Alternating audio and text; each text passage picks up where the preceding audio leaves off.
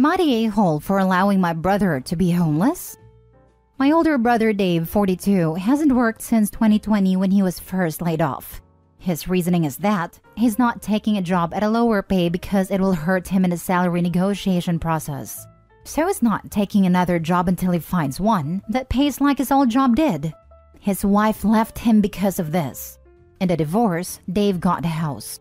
He's going through the foreclosing process now, and he has run out of savings, so he's looking for a place to stay.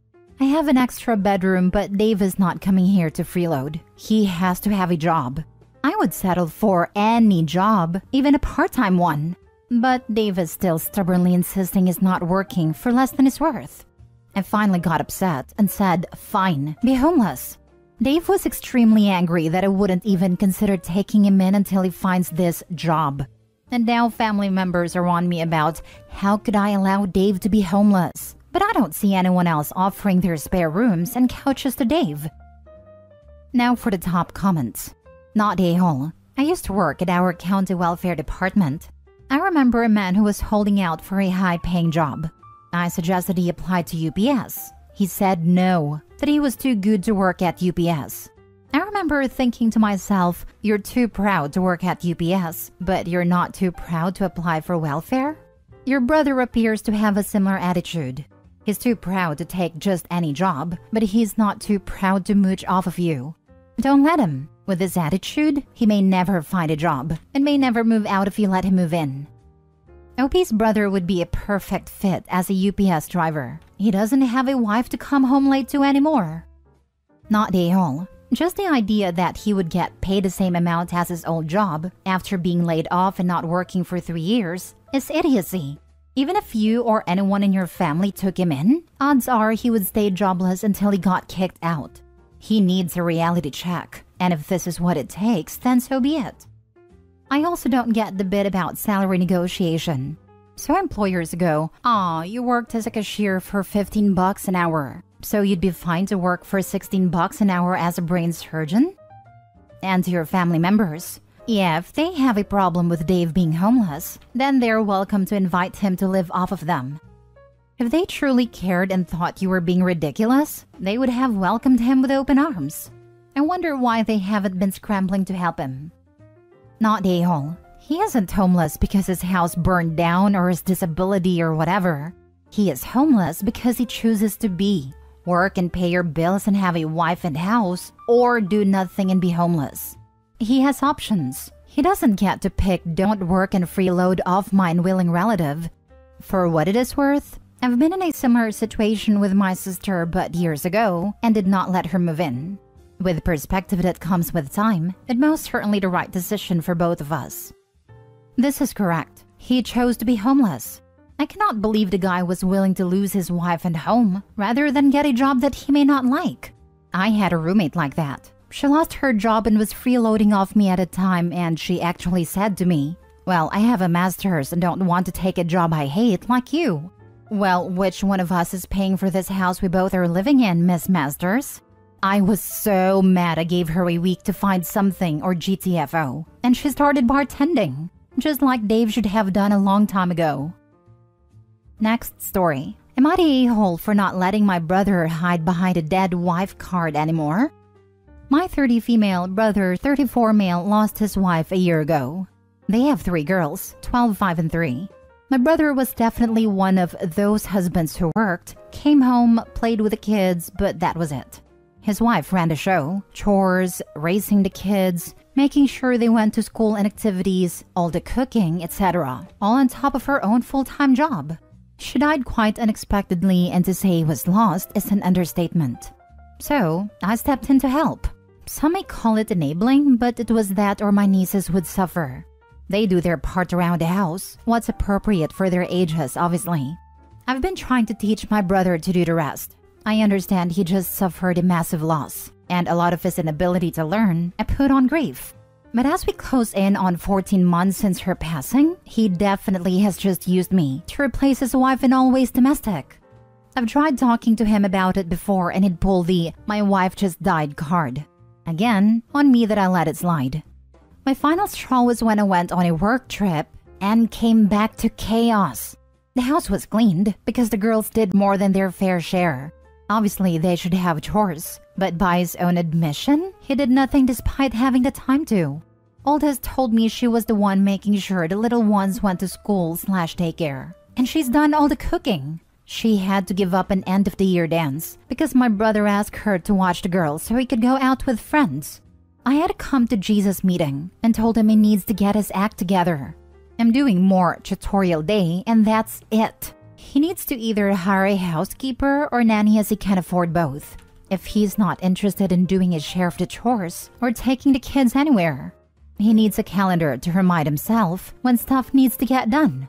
I said it was this, or the girls come stay with me until he gets his act together. He started on the whole "I just lost my wife" stuff again, and I pointed out the girls lost their mother, and now it's like they lost their dad too. He asked if I was calling him a bad father, and I didn't answer, which ticked him off. He said his family, I should be willing to help. I said I'd help, but I'm not his wife. Now the girls are staying with me. My family says I should have kept helping him versus berate him, and that I'm heartless for not being empathetic enough. They added it's my fault the girls are missing their dad because I gave him the ultimatum, and if I just kept helping, they'd still see him. It seems no one is on my side. So am I the a-hole? Edit. Comments telling me to send those girls back and let CPS get involved if he doesn't get better will not be entertained. That's not punishing him, it's hurting the girls. Save your fingers typing that one out. Not the a-hole. You aren't his wife. And his oldest daughter isn't his wife either. He needs to step up and be an adult, rather than depending on others taking on his adulting for him. Him putting the 12-year-old basically in charge while you were gone was highly inappropriate, and long-term would have likely resulted in CPS involvement. Exactly this. The children lost their mom, and they shouldn't have to do everything in the house on top of that. If you age-appropriate chores, sure. Taking care of 2 siblings and yourself, and even missing a big event? Not so much. If this man can't take care of his family, he needs to hire someone to look after certain things, like a nanny or au pair, or at least someone who cleans the house. The children need their father more than anything right now. I couldn't believe it when I read he could afford a nanny. My mom is one of 3 sisters. They were 12, 11, and 6 when their mom died. Their dad had his own construction company where he worked as hard as his employees. When his wife died, he instantly brought in a nanny/housekeeper. He didn't want those girls trying to take over for their mom in some BS attempt to keep the household going. He certainly didn't want them raising a 6-year-old. He wanted to make sure they still had a dad that could spend quality time with them. Having someone cook and clean on his workdays allowed that. My mom has always spoken highly of him when she reminisces about how hard he worked to stay involved and how she still enjoyed her teenage years because of it. Meanwhile, the guy in this post is being an absolute a-hole. If he's going out with friends while he expected the eldest would watch the other 2, I'm wondering if he's trying to pretend he's not a widower with children and instead just an unencumbered bachelor? Either way, their dad isn't invested in them, and my heart hurts for those girls. At least with Opie, they still have someone that truly cares. Next story. Am I the a-hole for calling the C-word to my future sister-in-law after she tried to gain sympathy with my miscarriage? I'm sorry if this seems all over the place. I'm just so mad that everyone is siding with her. My future sister-in-law, Ella, 30 female, is your typical annoyingly bubbly girl. She's always happy and smiling, caring and compassionate. My brother, 37 male, is foolishly in love with her, and it seems like the rest of my family is wrapped around her finger. My brother and I, 34 female, grew up very close. When we were 10 and 7 years old, our father passed away, and our mother, 69 female, struggled as a single mother until she met our stepfather, 65 male, who is truly an amazing person. They had our little brother, 25 male, who happens to be Ella's best friend and the reason she met our brother. 28 days ago, my husband Mark, 34 male, and I tragically lost our pregnancy at 22 weeks. It was devastating then, and it still is. I haven't been ready to talk to my therapist about it yet. This was our first pregnancy that progressed this far, so we were filled with hope. Since the loss, I made it clear that I didn't want to talk to anyone, and that I didn't want any visits. However, Ella keeps sending deliveries of food every now and then with stupid messages like, "You are cared for," and "We're here for you, thinking of you." It infuriates me to hear Mark commenting on how nice and thoughtful she is. Last night, she asked me if she could come over with my mom and my brothers to quickly discuss something about their wedding.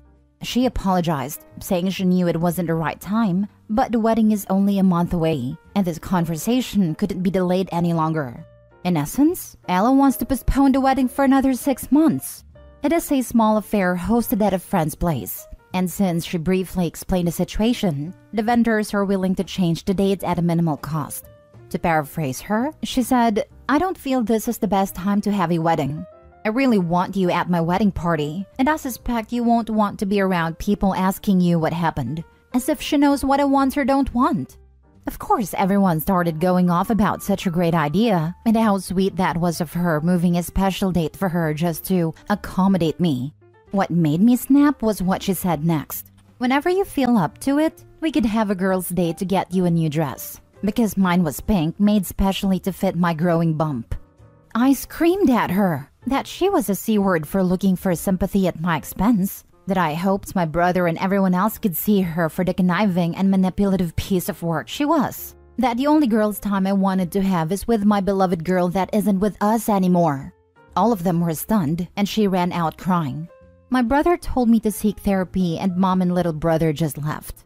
This morning, my husband told me that while he understood and shared my grievance, I shouldn't lash out on innocent people, that she only wanted to help. So Reddit, am I the a-hole? Now for the top comments. She literally did almost everything as correct as possible in a situation like this. "You're the a-hole. Sorry for your loss, but that's not how you treat people." Every day we hear on Reddit about in-laws who overstep boundaries or don't consider others. She wasn't doing any of the usual negative stuff. I was expecting to read that future sister-in-law posted about OP's miscarriage on social media to gain sympathy or something. But nope. It really sounds like future sister-in-law was genuinely being considerate and caring to OP. It also sounds like OP just plain hates future sister-in-law. OP, you're the a-hole totally. Your brother is right. You need therapy for more than one reason. You're the a-hole. And if I was in your family, I would make a note to never ever attempt to be nice to you again. My future sister-in-law Ella is your typical annoyingly bubbly girl. She's always happy and smiling, caring and compassionate. My brother is foolishly in love with her, and it seems like the rest of my family is wrapped around her finger. Starting the post off with this description says more about OP than it does about the future sister-in-law. You're an incredibly bitter person, OP. Major a-hole, you should refund your future sister-in-law for all the groceries she bought you. You're the a-hole. Your future sister-in-law sounds delightful, and you sound like you are and were always miserable. Last story. Am I the a-hole for telling my brother-in-law that his competition with my nibbling's dad is pathetic? My sister has 3 kids with her ex, Jonas and Lachlan 10 and Summer 7. They broke up when she was pregnant with Summer. They'd had a pretty rocky relationship, and she was never sure she actually wanted to be with him, but the boys had been a reason she kept trying. Ultimately, she decided, after talking to the family about it, that they were better off as co-parents, especially before they ended up with a bunch of kids together. They're civil, and sometimes my sister has admitted she regrets not ending it on better terms. She met her husband Stan 4 years ago and married him 3 years ago. Stan is a brick. He's entitled, spoiled, and has never been my favorite person. He thought that we all hated my nibbling's dad and blamed him for their breakup, and that he would make a better dad to my nibblings. I think he was shocked that we were all still on civil to friendly terms with my ex-brother-in-law. He was also pretty aggravated early on when the kids didn't latch onto him as a better dad, that they still loved their dad, that they would miss him on weeks they were with my sister. He tried to win them over by spoiling them and trying to invite himself along to different activities that they did with their dad normally. This past Father's Day, he even gate-crashed a hockey event for fathers and their kids that their dad was at with them. His name wasn't listed, so it became an ordeal, and he was angry that the kids said he wasn't their dad, or that their dad didn't invite him to join in. But he has made snarky remarks to him over the years. He has claimed their dad commits parental alienation by not sharing all fatherly duties equally with him. He has claimed he is a selfish dad for not allowing them to stay in a two-parent home. He keeps talking about things he does better, or how he does more than the kid's dad does, when I know that isn't true. Our whole family knows my sister's ex is an amazing dad to their kids. He even tried to bribe the boys into having my sister and him there for their school's field day with parents event. They had asked their mom and dad, but Stan wanted to go with my sister and he didn't want their dad there. The boys were saying they wanted their parents there, which ticked him off. So he was ranting and raving about everything when some family came over at the weekend, and I told him the competition with my nibblings dad is pathetic, and he needs to stop acting so entitled and start being happy for the kids that they have a great dad who isn't a deadbeat. He got angry at me, and while most everyone else agreed, my sister said it could have been less harsh. Am I the a-hole? Not the a-hole. Sounds like it's good your sister doesn't have kids with Stan, because he may be a thing of the past if he keeps it up. Sister needs to leave Stan unless he changes for the better. Pretty audacious of Stan to tell the kid's dad that he is committing parental alienation against him, when Stan himself is trying to turn the kids against their own dad by trying to meddle into their dad's son's time, bribing them, telling lies about their dad to the kids. And when things aren't going the way he planned in his delusional and entitled head, starts cussing everyone who sides with the dad, even in front of the kids. Imagine the kind of upbringing the kids are going to have in the presence of such a repulsive man. OP, you're not the a-hole, obviously. My sister said it could have been less harsh. Hey OP, tell your sister her methods of finding men are as pathetic as the men themselves. She's continually letting Stan be a complete C-word around the kids, and says, you're harsh? The poor kids are just gonna remember their mother allowing this kind of abuse when they get older. Not a-hole. Good of you to put him in his place. Sister absolutely needs a wake-up call that these aren't the actions of a loving step-parent, but instead those of a possessive a-hole. If she doesn't change her approach, she shouldn't be surprised if it drives a wedge between her and her kids. Not a-hole. Whether or not you could have been less harsh is irrelevant to whether or not he needs to hear that children having their father in their lives isn't a negative. He can still be an additional parent and take pride in that without wanting the kids to have less.